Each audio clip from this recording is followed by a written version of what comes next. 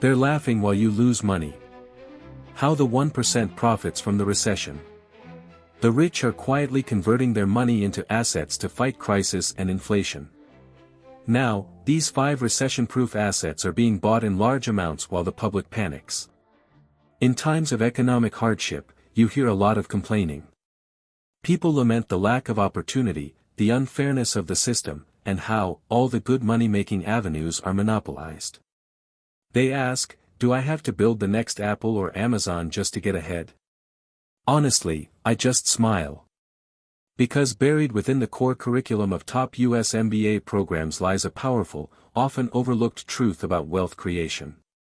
It's a statement that might shock you. In the last 100 years, the easiest time to make money, even with your eyes closed, was 1932. Why 1932? Think about it. From 1929 to 1932, the United States was plunged into the Great Depression.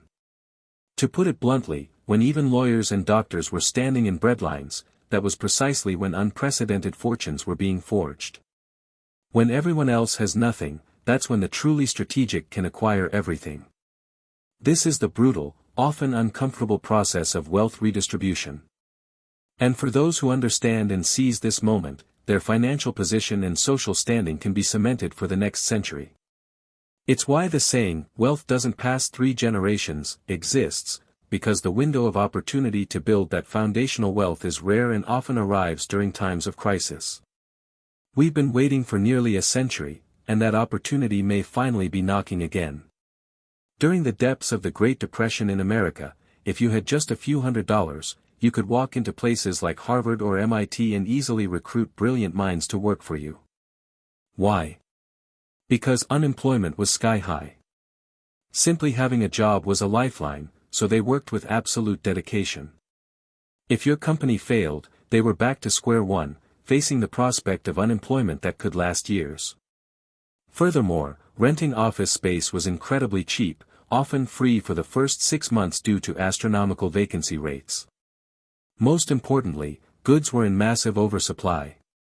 Factories couldn't sell their products. If you had capital, you could acquire inventory at rock-bottom prices, sometimes even on credit because the factories had nowhere else to turn. In short, the cost of doing business and investing was at its absolute lowest point, arguably near zero. But here's the crucial caveat, the economic collapse wasn't random. While everything was cheap, actually making money required vision and timing. The reason 1932 is highlighted is that it represented the bottom of the Great Depression, the point from which recovery began. You had to survive the worst to capitalize on the rebound. Now, look back at the last 4 years. The global economy has been battered by a pandemic, rising interest rates, geopolitical conflict, and rampant inflation. Do you sense a potential shift, a hint of recovery on the horizon? The pandemic is receding, the Federal Reserve might start lowering interest rates soon, and maybe some conflicts could de-escalate. But hold on. Even if all these things happen, it only means a financial crisis might be averted. It absolutely does not mean an economic recession won't hit. These are 2 fundamentally different beasts. And while many are breathing a sigh of relief, thinking, crisis averted. Who's going to create jobs now? Guess what the world's top billionaires are actually doing. They are quietly, methodically, accumulating food, buying up land, and positioning themselves for the storm they believe is still coming. They are doing this by securing the 5 most crucial assets because only by owning these will they be able to swoop in during the crisis and buy everything else at fire sale prices, expanding their empires exponentially. Do you understand the game now? So, where does the real risk lie? And what exactly are these 5 new assets? Before we even talk about making money in a downturn, the absolute priority is learning how to protect yourself. The wealth you've managed to accumulate shouldn't be left vulnerable. Now, why are modern-day prophets, even some who claim insights from the future, advising us to start stockpiling food? First, let's be absolutely clear, do not confuse a financial crisis with an economic crisis. They are not the same. Simply put, a financial crisis is when the financial system collapses. Finance operates on leverage, governments borrow, businesses borrow to invest, even ordinary people borrow to buy homes. But what happens if, one day, those borrowers can't repay? The banks don't get their money back. Banks run out of cash. Everyone rushes to withdraw their deposits. This leads not just to bank failures but the evaporation of colossal amounts of notional wealth. Companies go bankrupt en masse, millions become unemployed, homes are foreclosed and sold off for pennies on the dollar. You can research the 2008 crisis to see the severity.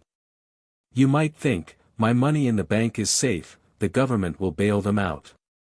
But in 2008, Lehman Brothers did fail. The government couldn't save everyone.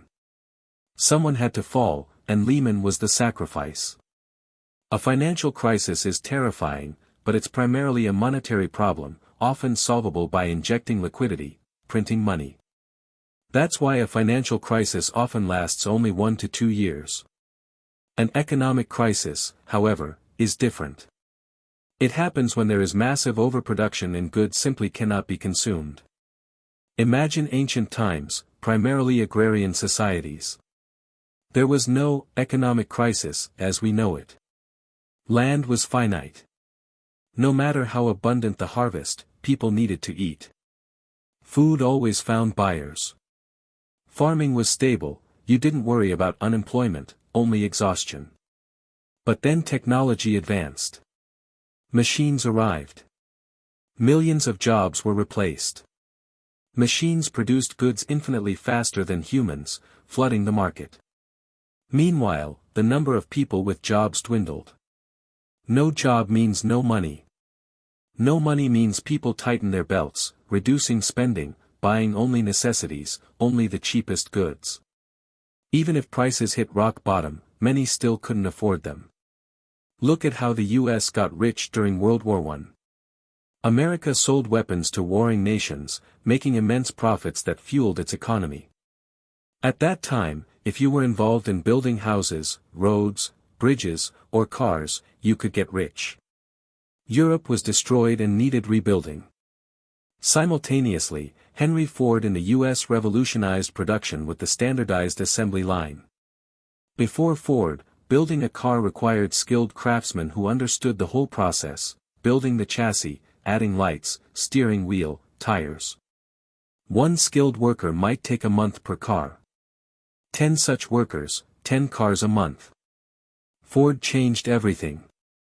He broke down car manufacturing into hundreds of simple steps. Each worker did just one task repeatedly. 100 people make chassis parts, 100 make tires. When all parts are ready, assembly is fast. This was the assembly line. It created millions of jobs. You didn't need to be a master craftsman, you just needed to perform one simple task: heating metal, tightening a bolt.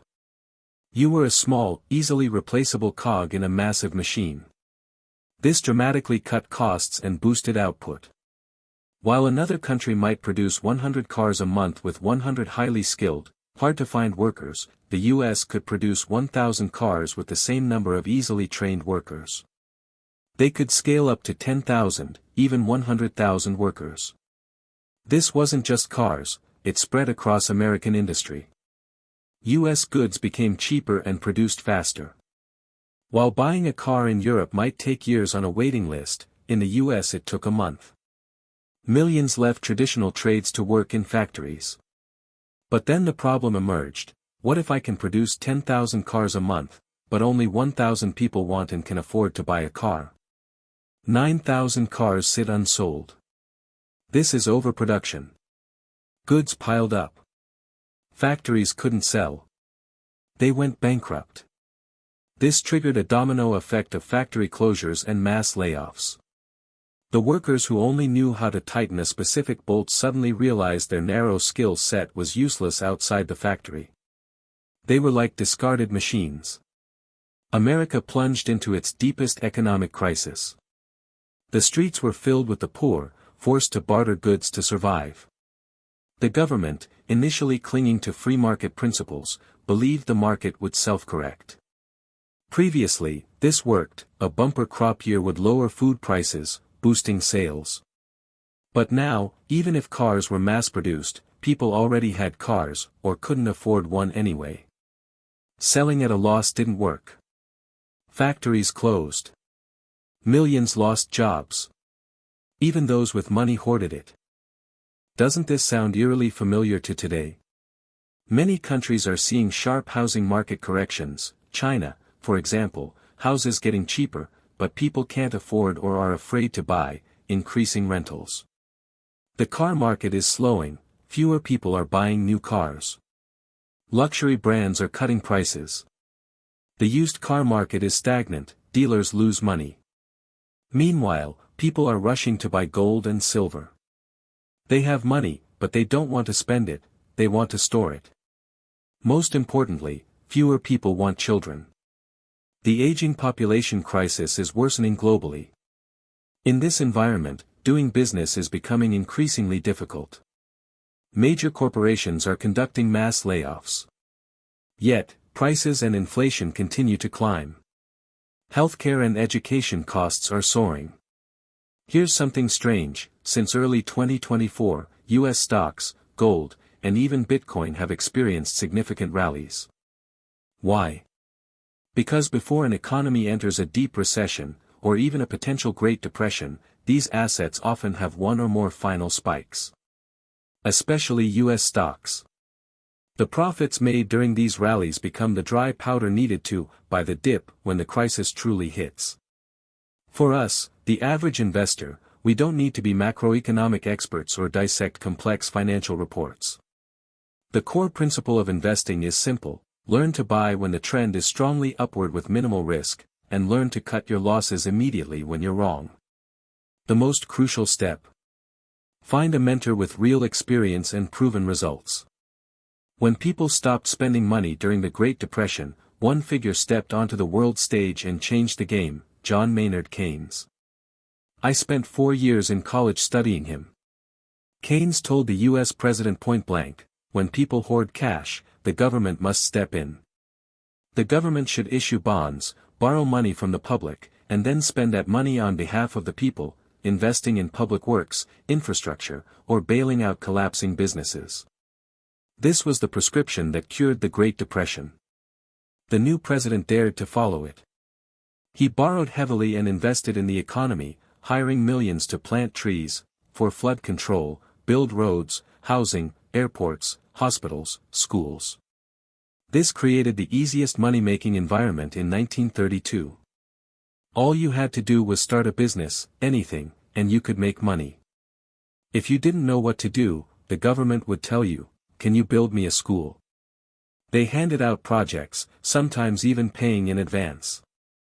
At that moment, with the crisis bottomed out, labor and office space were incredibly cheap, sometimes free. It was as if the government was just handing out money. The US borrowed from its citizens, then gave that money to entrepreneurs who dared to build. These entrepreneurs hired the unemployed, creating jobs. Unemployment plummeted, GDP doubled, crime and unrest fell because everyone had work and hope. Fear dissipated, and people started spending again. The entrepreneurs who seized that moment became today's billionaires. The new president was Franklin D. Roosevelt, arguably the most beloved in U.S. history. One of FDR's most significant actions was shifting the risk of the Great Depression onto other nations. Immediately upon taking office, he abolished the gold standard. Before, the U.S. Treasury needed gold reserves to back the dollar. You could exchange dollars for gold. Roosevelt ended this. From then on, the U.S. dollar was no longer convertible to gold at the Treasury. This meant the U.S. could print unlimited money. Whenever the U.S. economy faltered, the government could print money, lend it to itself, and spend its way out of trouble. Meanwhile, other nations needed U.S. dollars to buy oil, gold, and conduct international trade. They were forced to borrow dollars from the U.S. to do business. This solidified the dollar's reign as the dominant global currency, making the U.S. the world's sole superpower without needing military conquest like the British Empire. That method was costly and outdated. Instead, the U.S. used capital to restructure the global economy, divide interests, and make the world dependent on them. This is financial colonialism, a form of invasion and exploitation without weapons. How does it work? The US established the Federal Reserve as the global financial center. They print dollars and flood the world with them. Other countries become the producers, Europe invents, Africa/Middle East provide resources, Southeast Asia becomes the world's factory. As these nations get rich and accumulate dollars, the US uses the Fed's monetary policies to pull those dollars back. They raise interest rates, lower interest rates, and leverage their military might to manipulate global markets, triggering crises in other countries. When foreign economies collapse, the US uses its strengthened dollar to buy devalued assets abroad. They bought up Japan's top trading houses and took over South Korea's largest conglomerates. In reality, most major companies worldwide have significant stakes owned by US financial groups. So, while other nations work day and night building factories, extracting resources, and trading, the ultimate beneficiary is often the US financial elite. This is how the US shifted the risk of the Great Depression onto the rest of the world. The entire world is now feeling the effects, and this is why I believe the conditions for a Great Depression to potentially recur are aligning after 100 years. You can see the signs everywhere. Many nations are grappling with aging populations. Japan has people who don't want children, or even relationships. In South Korea, the laying flat movement is gaining traction, people content with just surviving, seeing no point in striving when houses and cars are unaffordable, and if they do buy, they're shackled by debt to the same financial groups. Houses sit empty in China. Cars pile up unsold in Germany. The global economy is clearly slowing, and overproduction is becoming evident. The US once had an absolute advantage with the dollar because the world needed it for oil. But global industry is maturing, oil demand is stabilizing or even declining, and oil isn't strictly bought in USD anymore. The US is like a hamster on a wheel, it can't stop. It must engineer a new technological revolution that forces the world to keep needing and buying its innovations using US dollars. Look at the Internet revolution. It wiped out countless traditional industries, and the US spearheaded it, creating monopolies like Amazon, Microsoft, and Facebook. Other countries had to pay tuition fees to the US in dollars to catch up. But now, the world has caught up. Everyone knows how to use the Internet and YouTube. The US needs a new technological frontier. That's artificial intelligence, AI.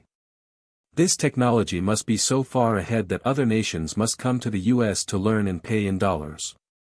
That's why, the moment the concept of AI hit the mainstream, all related stocks, like Nvidia, exploded. Making money is great, but the more you make, the more cautious you must be. This feels increasingly similar to the dot-com bubble. Back then, any company with .com in its name saw its stock price soar irrationally. Now, anything linked to AI shoots sky high.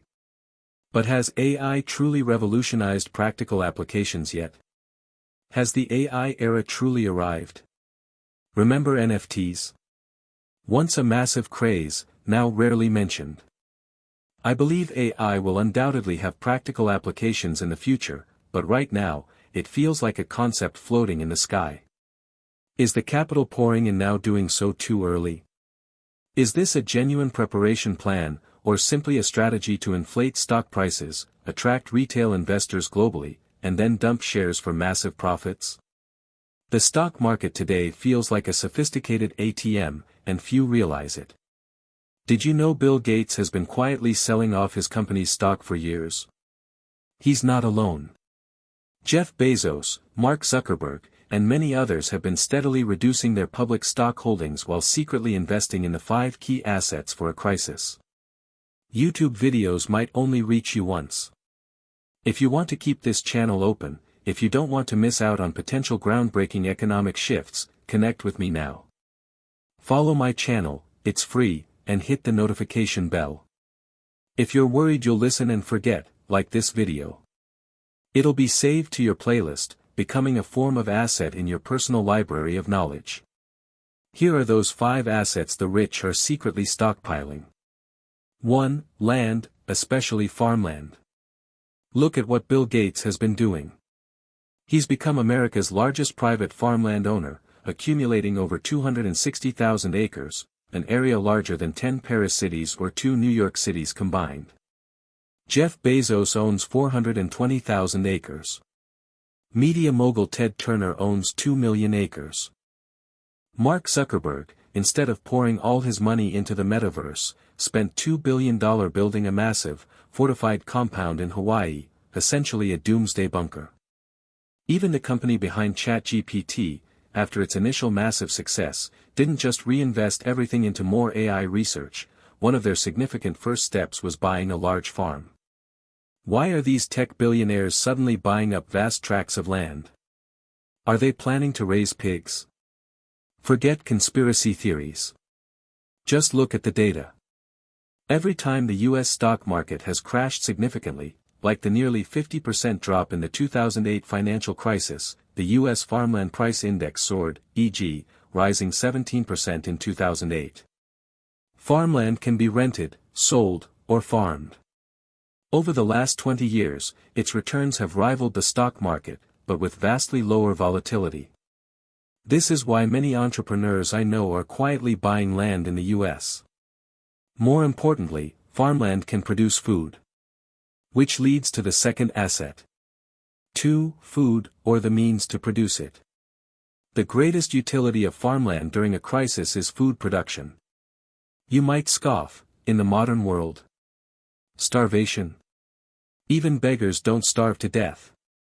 But when economic collapse strikes, compounded by the potential disruption of global supply chains due to conflict or other factors, the most precious commodity becomes food.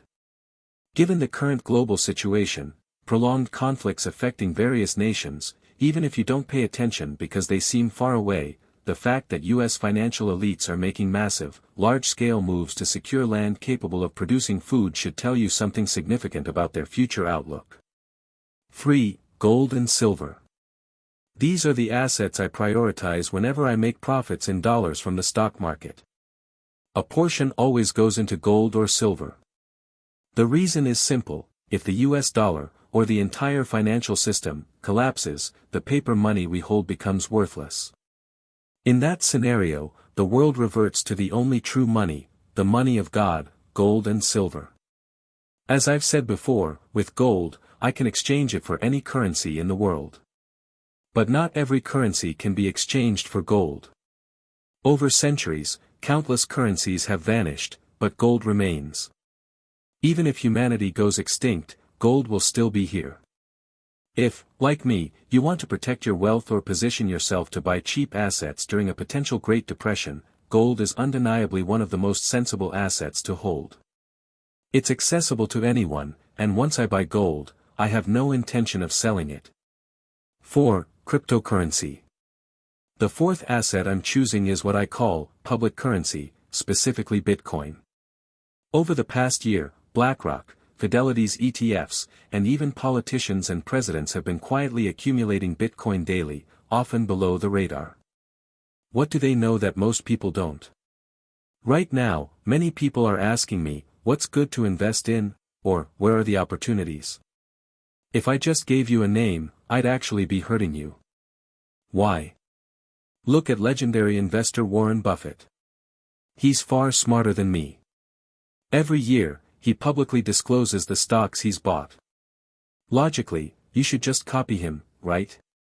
But what happens? Buffett says he likes Apple stock. The price immediately jumps. You jump in and buy. The next day, or a few days later, the price drops, and you lose money. Did Buffett trick you? Should you sell and cut your losses? If you sell, the price might then shoot up again. Would you dare to buy back in? The problem is you only see the what, not the why or the how. You want someone to spoon-feed you, but you haven't learned to feed yourself. Once they stop spoon-feeding, you starve. The food they give you might not even be what you need. It's the same with stocks. Why do others make money while you lose? It's not necessarily the stock, it's because you lack a complete trading system. Even if you find a promising stock, you don't know what to do next. You don't know when to buy, when to sell, how much to buy, how much to sell. You end up losing money, or worse, losing faith because you don't understand what's happening. Why do people buy a stock that has already risen sharply, only for it to double again? You can't grasp the logic. Even if someone gives you a precise target price, you won't dare to invest accordingly. The result, you make nothing, waste time, or lose money. You might even resent the person who tried to help. Therefore, you must understand the reason behind the action, not just the action itself. Previously, I viewed Bitcoin and gold futures merely as speculative instruments, like stocks. But recently, I've begun considering holding Bitcoin long-term. Not because I'm certain it will keep soaring, but because I believe that one day, during an economic collapse, Bitcoin could emerge as a safe haven asset even more valuable than gold or silver. Why? Because it's positioned as a people's currency. When deciding to hold an asset long-term, I always consider its liquidity and convertibility. You see Elon Musk supporting Bitcoin. Many countries now accept Bitcoin transactions. Yet, many still dismiss Bitcoin as a scam with no real value. Here's the thing, if Bitcoin has been a scam since 2008, running for over a decade, and its value has only increased. Well, if you had been scammed by buying Bitcoin over the last 10 plus years, you'd likely be a millionaire today. But if you weren't scammed and held on to your mighty US dollars during that time, you've seen your purchasing power erode dramatically. $1 million that once bought a mansion in a wealthy New York suburb might now only buy a bathroom within that mansion. 5. Self-defense property. As for the final type of asset, I call it that because it has protective capability, though it's perhaps only widely legal in the US, is the firearm. If you've ever been to America, you might walk into a convenience store and see burly young men casually filling their bags with goods, then sauntering to the counter, smiling, and walking out without paying. The police might be outside and won't pursue them. Why? Because this form of shopping is now practically decriminalized. If the value of stolen goods is under $950, it's often treated as a minor misdemeanor. Arresting them might be pointless, the jails are overcrowded, and the state has to feed them.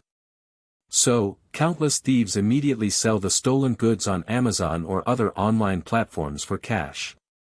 When the economy is in deep recession, this type of petty crime and potential for unrest will inevitably escalate.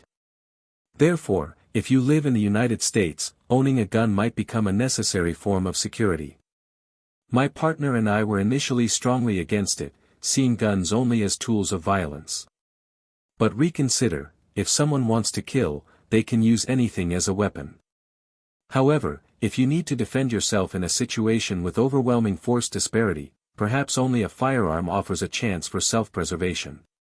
In conclusion, if you want to protect your wealth during a potential Great Depression, you must prepare in advance by securing these 5 types of assets. Only by doing so will your money avoid being silently eroded. When the downturn truly hits, these assets will likely appreciate significantly, giving you the financial strength needed to buy up essential assets that are being dumped onto the market at dirt cheap prices. Your broker won't tell you this. Your bank can't sell you this. But this channel? We weaponize financial truth, now you know their secrets. If you don't want to miss out, follow my channel, turn on notifications, and share this video widely. Your support is the only reason we can research these explosive topics. I wish you all financial freedom soon.